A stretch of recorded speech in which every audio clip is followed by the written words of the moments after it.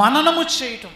ఎవరైతే ఈ యొక్క వాక్యాన్ని చదివి ధ్యానం చేస్తారో, పారాయణం చేస్తారో, వారి యొక్క జీవితము ఏటి ఒడ్డున నాటబడిన చెట్టులాగా ఉంటుంది. హల్లెలూయా, హల్లెలూయా. ఎంతమంది ఒప్పుకుంటారు ఈ మాట? చదివిన వాక్యం ధ్యానం చేస్తే మీ జీవితం ఏటి ఒడ్డున నాటబడిన చెట్టులాగా ఉంటుంది. ఎంతమంది ఒప్పుకుంటారు? థ్యాంక్ యూ, ఇది కరెక్ట్. మీరు 1వ కీర్తన ఇంటికి వెళ్ళి చదవండి, సమయం ఎక్కువ లేదు కాబట్టి నేను ఇంటికి వెళ్ళిన తర్వాత చదవండి.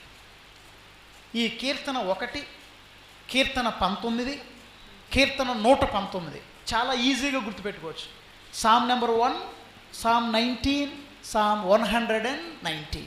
ఈ 3 కీర్తనలు these are called Torah psalms, అంటే ధర్మశాస్త్రానికి సంబంధించిన కీర్తనలు, వాక్యానికి సంబంధించిన కీర్తన. అంతోని గారిలో గొప్పతనం ఏంటంటే ఆయన